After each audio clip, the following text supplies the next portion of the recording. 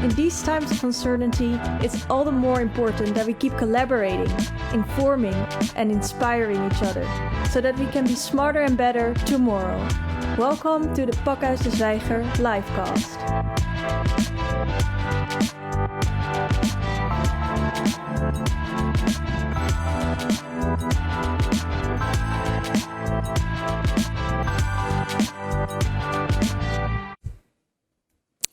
Good morning, afternoon, evening, wherever you are. Welcome to, I believe, the 8th edition of Emerging Stories. Welcome from a sunny Amsterdam. You can join us by logging in through Zoom, or you can go to the website of dezwijger.nl and you can chat with other viewers and you can ask your questions to my guests. I'm Kadir van Lohuizen, your host, and I would like to welcome my three guests today in the studio. I have, well, I could say an old friend even, Conny Braam. She's an anti-apartheid activist and a writer. She just finished another incredible book, which she's going to speak about. Then via Zoom we have Khadija Patel. She's the editor-in-chief of the Melon in South Africa. And then we have Enrique Visser, who is a journalist based in Myanmar. Welcome to you all, and sorry for the slight delay. We had some technical issues, but thank you all for being here. Conny, very happy that you are here. Yeah, how has this time been for you? I mean, you're a writer. Mm-hmm. The whole corona crisis. The corona crisis. Yeah. Well, it came on a very unhappy moment for me, for most people, but for me in particular, I think, because I've been 3 years in quarantine, writing in a total lockdown, worked very hard. And in March, there was the launch of my book was planned. And we were all looking towards that, of course, very much, and it was very important. But then then it happened, and we had to cancel everything. So the whole event... the whole event was postponed first, and then in the end it had to be cancelled. It's not the greatest drama there was, of course, that happened due to Corona, but for me it was a disappointing thing. But on the other side, it makes new things possible, like this.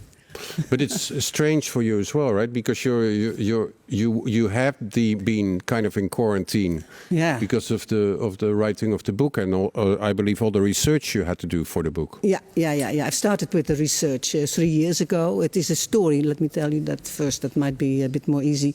It's a story about black, colored, and white soldiers, South African soldiers during the Second World War. And they were all volunteers, you know, they're all fighting on the Allied side. And they were sent, the group that I'm following was sent to North Africa, to Broek, and mainly there, to fight the Germans, to fight racism, fascism, Nazism. And what made it so... Sorry? South Africa, who recruited them? I mean... Well, they were, of course, Smith, General Smith was a very good friend of Churchill due to the Boer Wars. And anyway, and they were part, of course, of the Allied forces right from the beginning. And South Africa, of course, is a very sensitive part of the world. And Hitler and the Nazis had their eyes on Africa already for a long time, since they had been in Namibia before. So it was important that South Africa was part of that. But because they could not provide enough white soldiers, you know, they had to take the decision that they were now also asking black and colored soldiers, you know, to draw up for this for service. Of course, that was a big issue in those days. You know, the whites didn't want. What was South Africa like in those years? Very 40s? Racist. Yeah, very racist. And of course the whites were very scared, you know, to give weapons in the hands of black men, black soldiers, to train them. That was something that was forbidden. They could join into the army, but they were trained with spears. So you get this totally crazy situation that black soldiers were supposed to fight the Nazis, this modern army with spears. And the group that I followed, was. Can you show the book? Yes. This is one of the. So it's in Dutch. It's called "Wij zijn de wrekers over dit alles." Yeah. Which would translate in English like what? We are the revengers of this all. It's of course from the Bible. God is the revenger of this all. This is of course a belief that a lot of people in Africa had. There's so much injustice, but God in the end will, revenge us.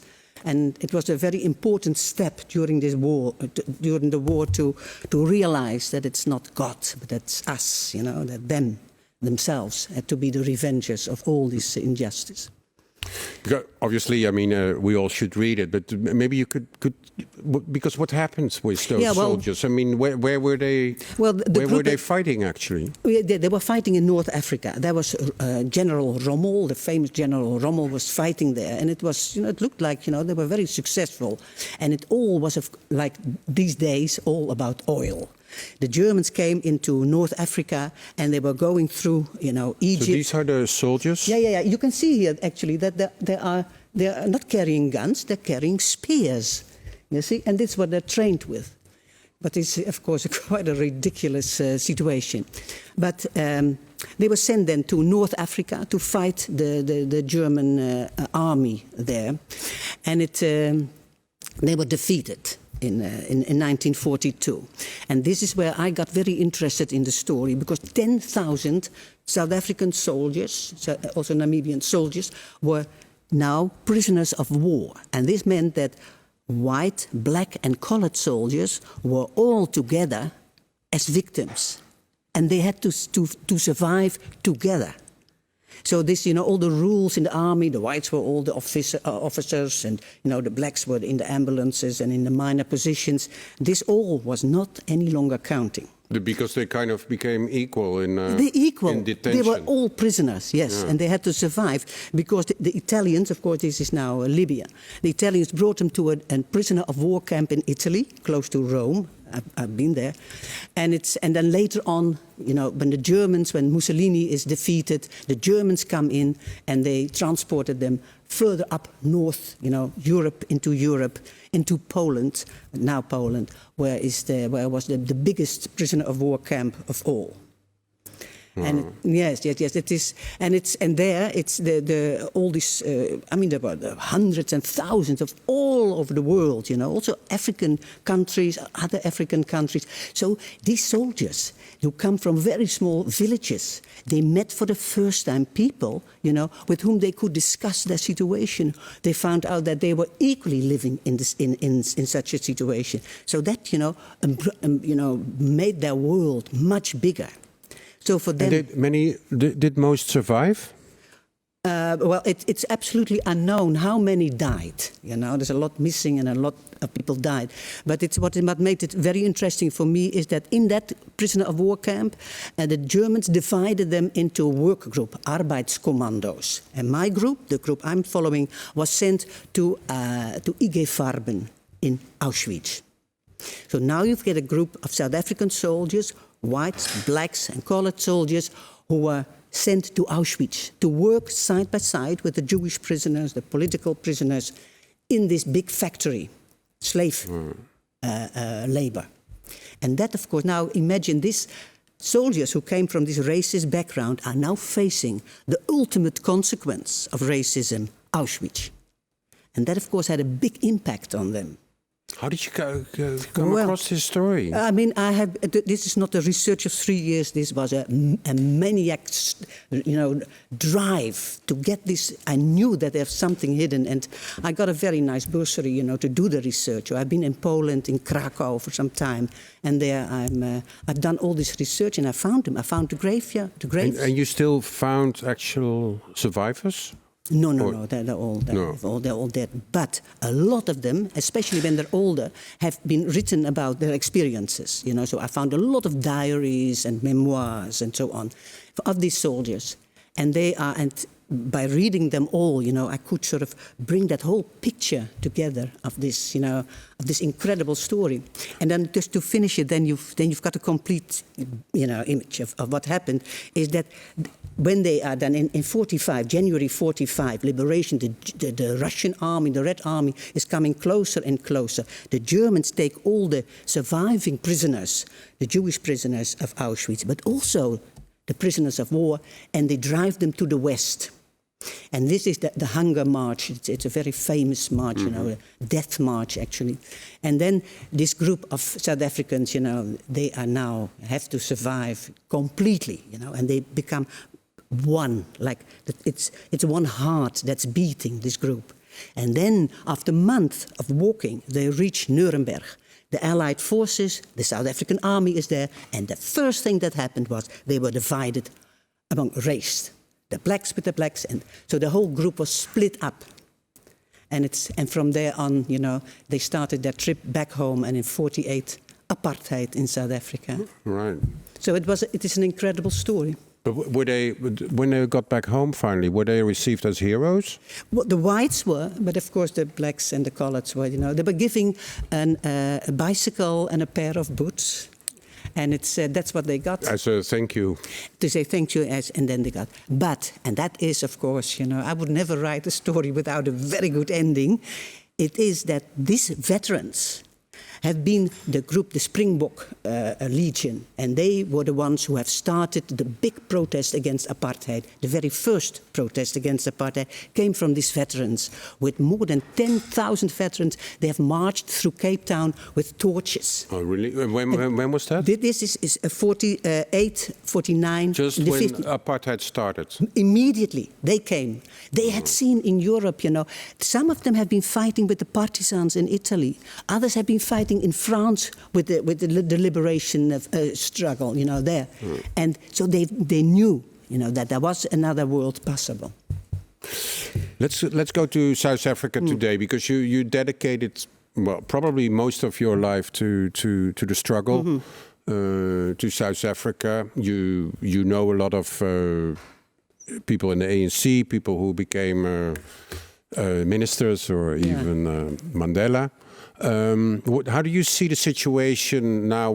Because South Africa was quite radical in what it did to contain the coronavirus, the pandemic. Yeah. Well, I think it was quite a good thing that they've done, and it's there's a lot of critic now, but it comes from certain corners. But I think actually they've managed it quite well. And they have done, the mistakes that were made in the AIDS period, they haven't made it yet. And I think it's quite good. But it is, of course, it's got, this, it lifts also, a veil that's over the whole society, the unequal society in South Africa. It's so horrific, It must. I know you for a while, so we both maybe look at South Africa with more than just average interest. Is it painful for you to see that the inequality is still? Of course, it is.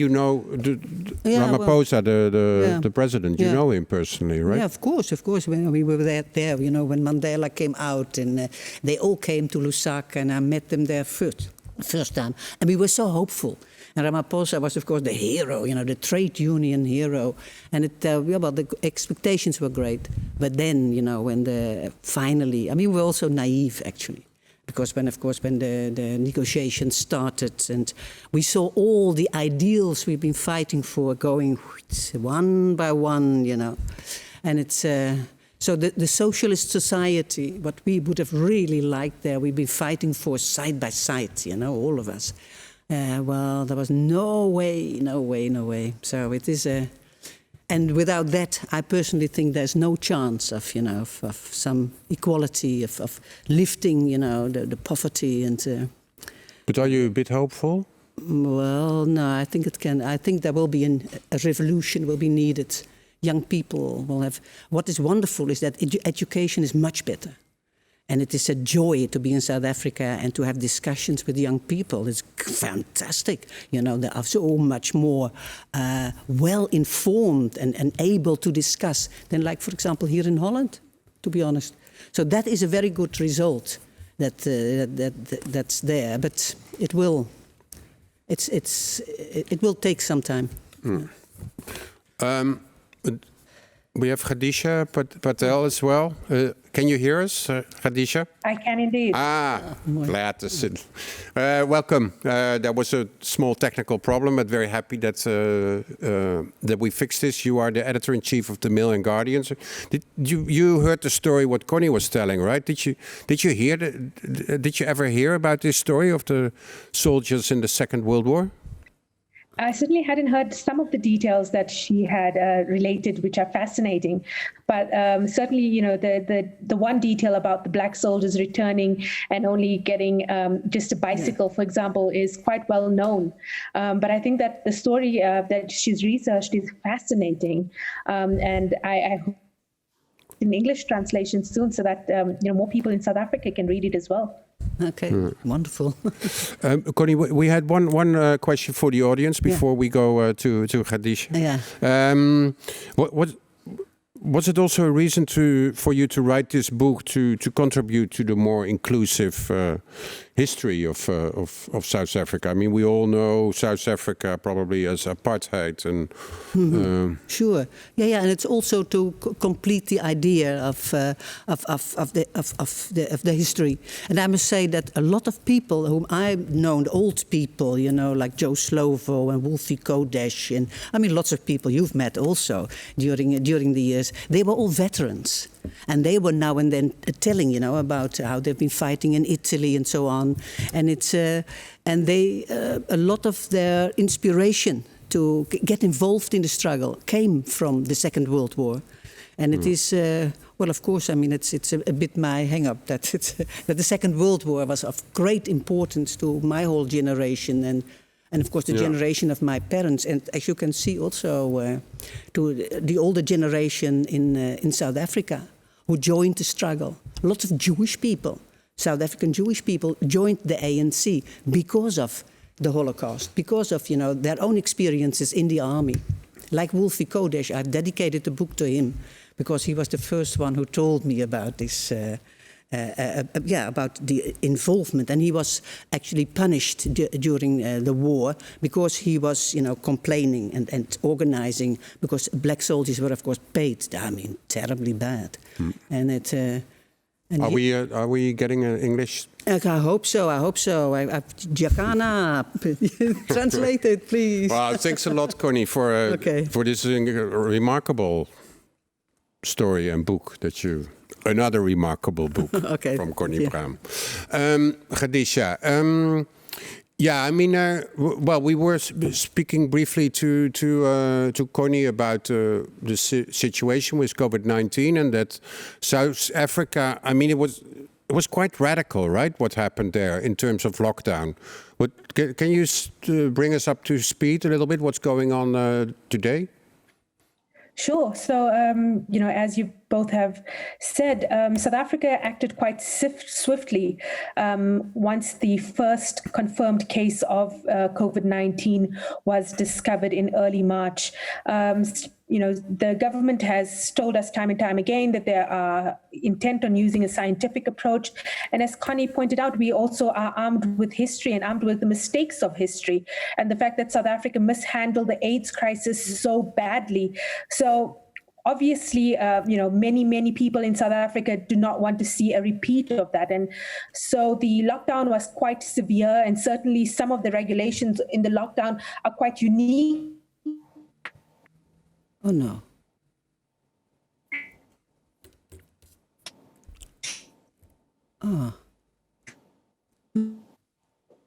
us. For example, no alcohol available to be sold. There are now more than 20,000 cases of COVID-19 in South Africa. A number that keeps increasing every day. We are now headed into winter. We are actually, experiencing our first proper cold spell today. So with it, we are expecting those numbers to increase. We're likely to only see a peak number of infections in South Africa over the next couple of months. So it's a bit more delayed than perhaps what you've seen in Western Europe, for example.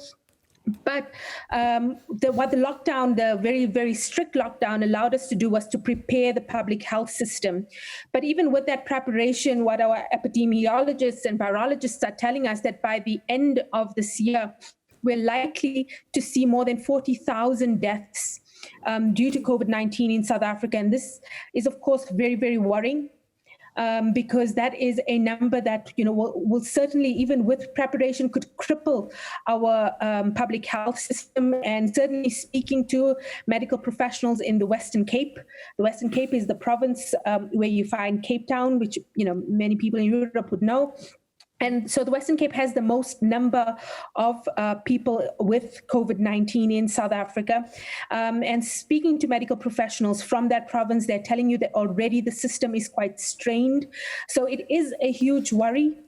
But importantly, those are, I think there was a lot of loyalty and support for government's, for government's approach early on. As time has gone on, a lot of that support has dwindled, I would say. It has, there's a fair bit of public disgruntlement with some of government's decisions, and certainly government itself, and Cyril Ramaphosa himself has admitted that they've made some mistakes. So, we appreciate the humility to actually come out and say, look, we have made some mistakes, but we are dealing with an unprecedented issue. But Khadija, can I ask you, how is it possible that you're saying that the peak still has not been reached? How is it possible that it's so delayed in South Africa, it seems, compared to other countries? Is there a reason for that? And it's because, our first confirmed case only happened in early March. I think in Western Europe, you saw your first cases at least a month or more before that. So we are tracking a little later, and then we've also got seasonal issues as well. We are headed into winter now, and the fact that our lockdown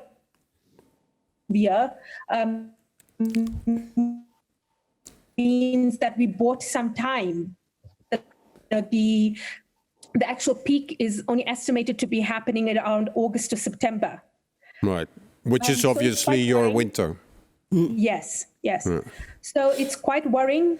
And like I said, while the lockdown was effective in allowing us time to prepare the public health system, what it also did, of course, is, and as you and Connie discussed, this is a country with severe inequality, one of the most unequal societies in the world.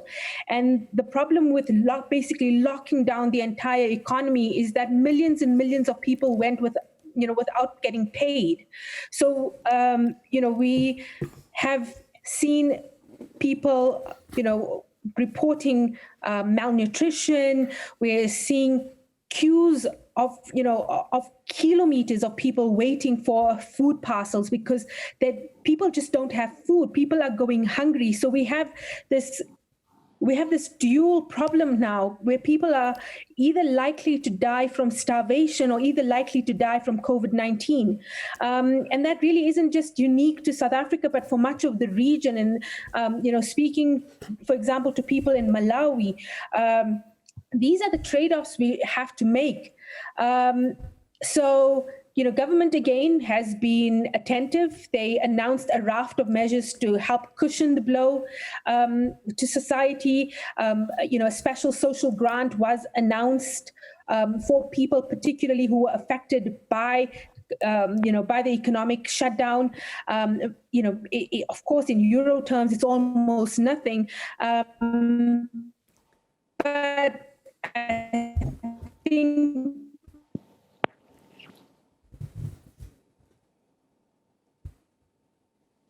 Oui. some slowing down in the... Ja, jammer. Jammer, zo interessant.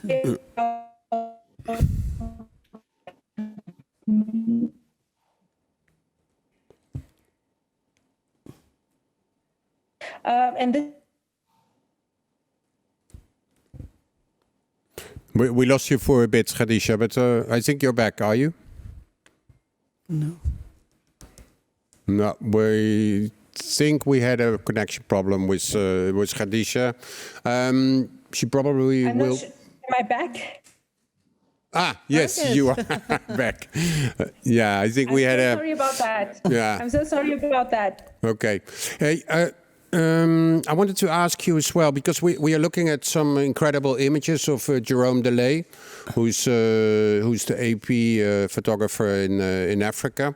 I think he took them in, many of those images were taken in Alexandra Township, which is which is Johannesburg, in fact.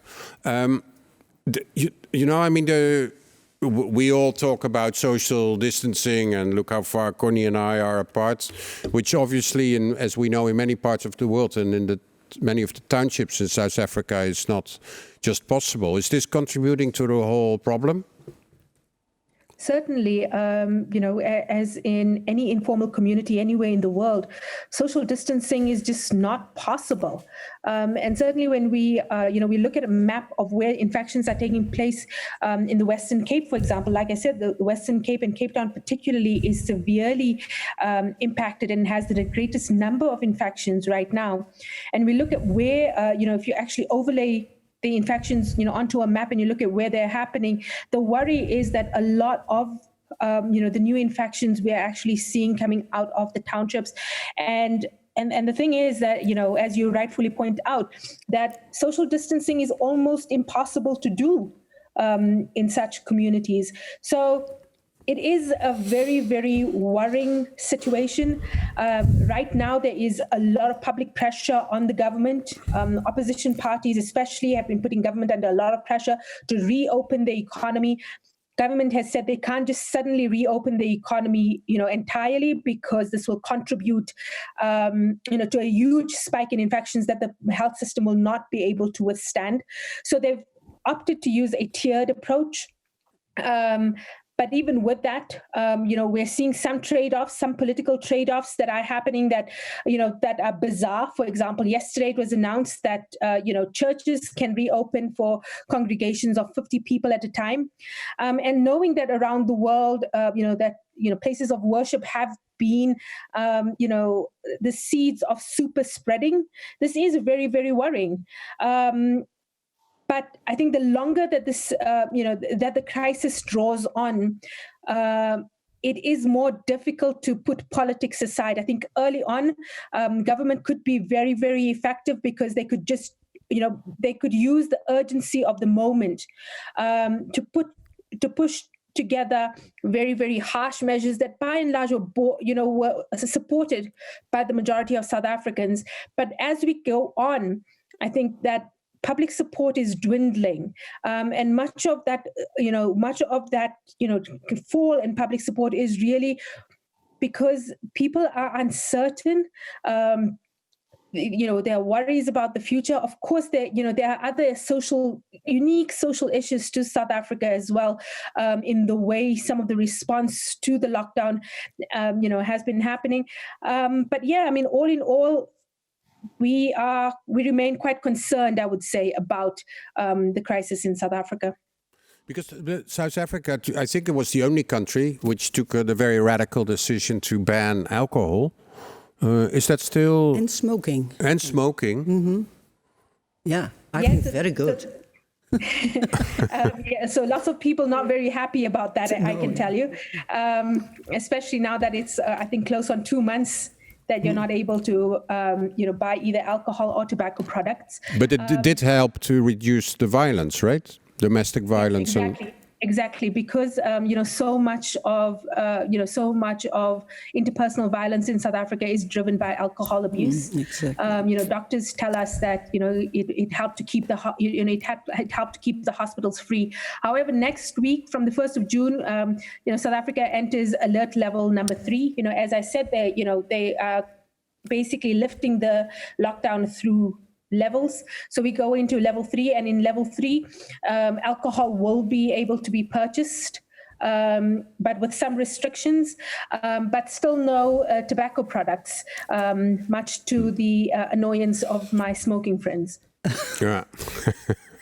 Khadija, you're the editor-in-chief of the Melon Guardian, which is probably the best newspaper in South Africa. In earlier editions of Emerging Stories, we have been talking to other journalists and editors and people are very worried about how COVID-19 is affecting journalism and how it's affecting the funding, how independent journalists can still remain. What's your view on this from a South African perspective? Yeah, it is a huge worry indeed. The Melon Guardian, I think, was the first South African news publication to go public with the fact that the crisis and the economic shutdown had direct implications on our ability to actually continue running the newsroom. It was very, very difficult, but that's the harsh reality of being an independent news publisher. We've had to make very, very difficult decisions. For example, at the Melon Guardian, all staff have taken significant salary cuts in order to, just keep the place running. But and this is true for nearly every newsroom in the country that has actually instituted severe salary cuts across the board. But the concern for all of us is that the slowdown in the economy is not likely to just be restricted to the lockdown. It's likely to be felt for many, many months to come. And with the slowdown, South Africa's economy wasn't doing great before COVID-19. And with further stress on it, the possibility of many of South Africa's best known news publications no longer existing is a very real one. And my concern is that, like everybody else in the world, every news website in South Africa has seen record levels of traffic, and that gives me heart as a journalist. It gives me heart. It means that people will still understand the value of good journalism, and they will still turn to us when they are looking for news, when they are looking for facts. It means that that the worth of journalism is still understood, though it may be quite deep down, and of course we've got to unearth that a bit more. It's there, but ironically it comes at a time when in South Africa, as in the US, as in India, as in Brazil, COVID-19 has proven to be such a horror for newsrooms to deal with that many newsrooms just cannot. But Khadija, can you? Maybe it's a naive question, but how come this is affecting newsrooms so severely? Because you would think people have their subscriptions, people still read the newspaper, they still watch the news. Why does this have such a incredible financial impact on the industry? So traditional media still relies heavily on advertising. Advertisement, yeah. And with advertising revenue drying up almost entirely, as was the case with the Melon Guardian, and I mean, one of our, the second biggest driver of revenue at the Melon Guardian were live events, and we had to cancel all live events, which contribute to about 30% of our revenue. That is significant, and those subscriptions are, of course, you would think that that's the obvious uptake here. And certainly at the Melon Guardian, we're heartened by the number of new subscribers we've seen, through the crisis. But it's still not enough to actually sustain journalism in itself. I'm hoping that by the end of the year, the Melon Guardian will get there. But I think that what we're worried about is that as the economic crisis worsens, people are more likely to be cancelling their subscriptions to news publications.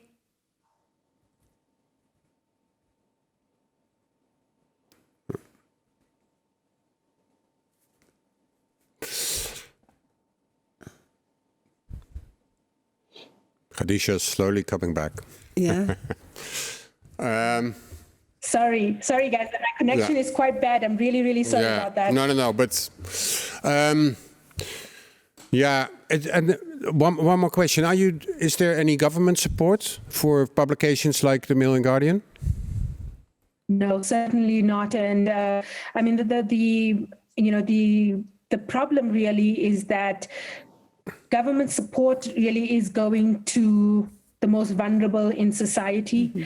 Though some government support has been announced for small businesses particularly, there isn't any specialized assistance for news media, unfortunately. So we really are, we are really fending for ourselves. Mm-hmm. Sounds a little worrying, Khadija. Yeah. But thank you for giving us some insight on what's really happening on the ground, and it will be hard to believe that the Mail and Guardian would cease to exist, right? Exactly. It's. I mean, you're sitting far away, and you know the value of the Mail and Guardian. But this is exactly the risk that we face in South Africa, as in around the world. That the risk to independent media is quite severe, and this is why I believe that as a public, as a global population, we need to rally around independent media, and we need to, stake our ownership in it. It would be very, very sad for us to emerge from this pandemic and having all our news controlled by just a few billionaires. Exactly. That would be tragic. It would be terrible. Yeah. Let's bring in Enrique. Enrique Visser is a Dutch journalist, but based in Myanmar. Obviously, quite different part of the world, but I mean, the weird thing with COVID-19 is that it affects us all in the world. So, what can you bring us a bit up to speed in what's the situation in Myanmar, which obviously partly is, I think, relying heavily on tourism? Exactly, Kadir. I feel like the situation is quite similar to what Khadija was saying about South Africa. There was a lockdown for a couple of weeks, but it was not sustainable in the long run because a lot of people depend on a daily wage. So the government was only able to lock down the country for a couple of weeks. Most people get up in the morning, go out, sell some food, and use that money to provide for their family in the evening. So we saw a lot of additional burglaries and thefts over the last couple of weeks. So the main lockdown has been cancelled. There are some restrictions when going to other parts of the country. So you have to stay for 2 weeks in a designated area if you go from the main cities to the villages. But basically, there is very limited testing capacities in Myanmar and only in the main cities. So only 200 cases have been found, but civil society organizations think there's many more cases around the country, also because many Myanmar migrants cross the border daily into Thailand, India, or China to work and come back regularly. So we don't really know how many cases there are right now. I mean, we often hear this story that hotter regions in the world are less affected than the colder parts of the world. So Myanmar is obviously a tropical country. Do you see that this is actually the case, that there are less cases in Myanmar because of its location, or? I think that's part of it. There might be an uptick now that the rainy season has started and the temperature is dropping. But I think actually one of the main impacts on the number of cases here is that most people don't live in enclosed areas. They often don't have windows, so the aerosol spread is far less. And scientists think that that's a major part of the spread of the disease. So in some way that could help the spread across the country also. On the other hand, I don't want to be too optimistic because the cases that have been found, because of contact tracing with people coming in from abroad that were tested at the airport, over half of the cases didn't have any symptoms at all. And the average life expectancy is lower here, about 15 to 20 years lower than in Europe, for example. So that's why we probably won't see as many severe cases as in more developed countries around the world as well. We almost forget that Myanmar is also a country which is partly still in conflict, where there's I don't know what the numbers are, but the huge number of Rohingya which fled mainly to Bangladesh. Can you tell us a little bit? Because with the COVID-19 raging, we tend to forget that other things are happening as well. And I don't know if the conflict died because of this. I hope it did, but. No, it did not. And you could even say that for many people in the border areas, mainly the northern areas where there's active fighting, COVID has been a side note to their daily life. Can you, especially, yes? Just for the wide audience, what is the conflict about? So there are independent areas, states that want autonomy. In 1947, some part of independent autonomy was promised by General Aung San in the Ponglang Agreement. Basically, when the Brits came here before, they put together a bunch of different states and 135 ethnic groups and called it a country, called it Myanmar. Well, by then it was a state of India, actually. After the independence, it became a country. To fight the Brits, finally, General Aung San, who fought for independence, the father of the current state councillor Aung San Suu Kyi, promised autonomy so all of the ethnic groups would come together and fight off the occupying forces, the Brits and later also the Japanese. But sadly, the military is still fighting to regain access over those areas, because these areas have a lot of mines, ruby, jade, and gold mines. There's a lot of oil and gas. There's teak forests. So it's a very wealthy area that most military would like to get ownership or keep ownership of. And what's the state of journalism in Myanmar? How well are people informed about the issues you are speaking about? People are informed about the issue, but media is still developing. So until 2014, there was no independent journalism schooling, for example. And then Myanmar Journalism Institute was founded with the help of international donors.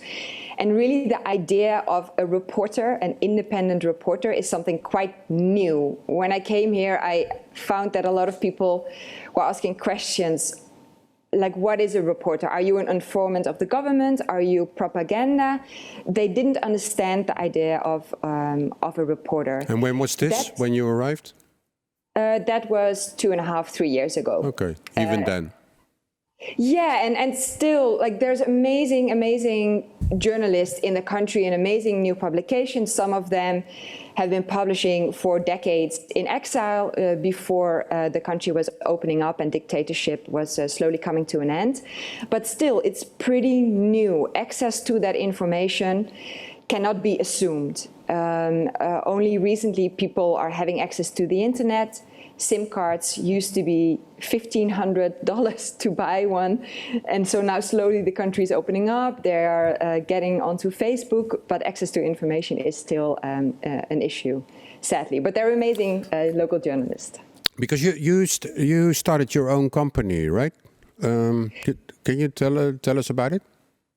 Yes, I started Global Ground Media in 2018.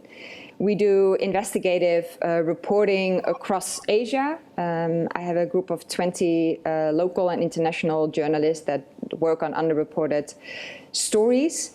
And some of these stories focus on Myanmar. But what I'm most proud of maybe is the trainings we do for local journalism. So we did an investigative journalism training last year in Myanmar, which was really, really gratifying. And there's a lot of journalists who are really keen on learning and being critical towards the government, which is not without risk. It's definitely easier being a foreign correspondent in the country than being a local journalist. But they are taking risk on a day-to-day basis, which is just astonishing. And you yourself, do you feel that you have complete freedom to do your work? There's never complete freedom, but I think for myself, I keep in mind that my time here can come to an end. My visa can be revoked at any time.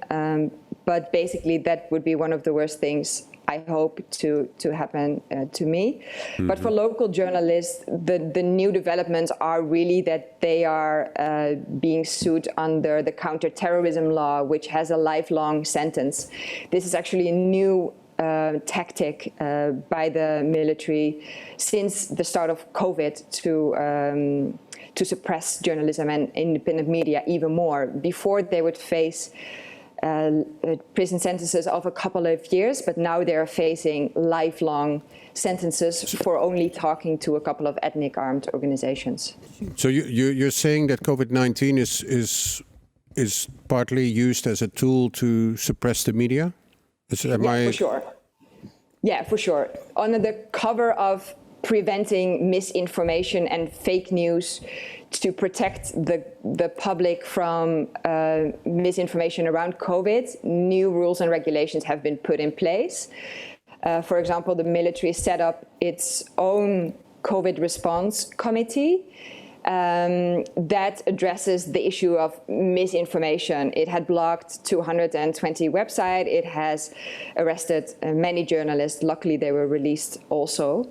But this is quite remarkable because 2 weeks earlier, the government already set up a COVID response committee.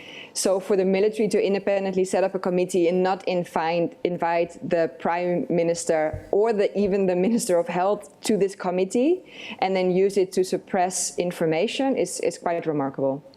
And are you talking particularly about Myanmar now, or are you talking about other countries in Southeast Asia? Or no, this is all Myanmar. It's all Myanmar. Yeah. But do you know about Laos or Vietnam or Cambodia? It's a whole different story. It's a whole different story and a different situation. I'm more familiar with the Myanmar situation on the ground, to be honest. Hey, we were briefly talking about the Rohingya, right? The minority which was pushed away from the land. Many of them were killed. At least that's how we understand it here in this part of the world. And many of them, a million or more, are still in Bangladesh, correct? Still in Bangladesh, and also some remain in Myanmar to this day. They're still active fighting, sadly, even though the United Nations has requested for a national ceasefire. The military has only released a ceasefire for other areas, but they say there is a terrorist organization active in the state, Rakhine State, where the Rohingya are based mostly, and northern Chin State. So they're still active fighting today. Because the official government line is that the Rohingya are that they can come back and that there's no issue and that they are happy to welcome them back, right? Yes, the official line is that they are happy to welcome them back. The question that the international community and the United Nations have been asking themselves is what would be the living situation for the Rohingya if or when they come back. Most of the Rohingya who remain in Myanmar live in internally displaced camps. They are not free to leave the camps when they please. They need permission to go out to work, to access healthcare or education, and often that access is denied. So it's a pretty serious situation when you don't allow people who are sick to visit a doctor, and they basically live in open prison camps. So you have to ask yourself if that's the situation you would want to send refugees back to. And the camps in Bangladesh, do you know what the situation is? Yes, it's not like that. It's a refugee camp. Sadly, of course, it's very overcrowded. The first cases of COVID-19 now have been found. There is still, of course, difficulty of accessing public services in Bangladesh, because the idea is that they're refugees and they have to go back to Myanmar at some point.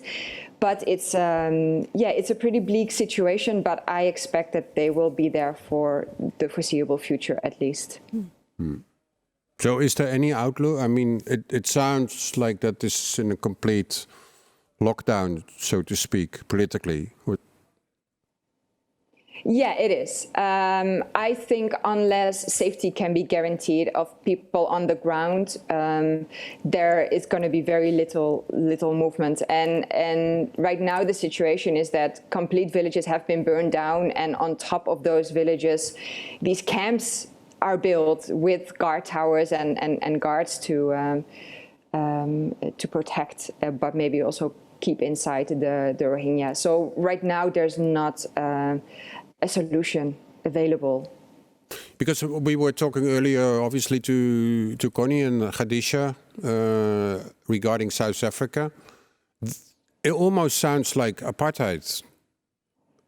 Yes, you are very right, Kadir. I was just listening to Conny with surprise and astonishment when she described the inferiority of these people and the lack of trust among different ethnicities or races.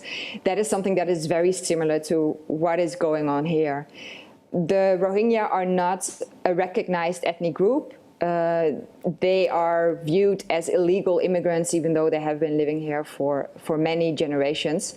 But because they are not recognized, they also don't have an official ID card, and they cannot access, in some cases, education or healthcare, or they cannot get jobs because of their ethnicity and religion. So there's definitely a lot of racism in Myanmar. And is this, I mean, like in South Africa, it's often still racial lines, black, white. Is it in Myanmar, can you say that this is more along religious lines, where the Rohingya are Muslim and the majority in Myanmar is Buddhist?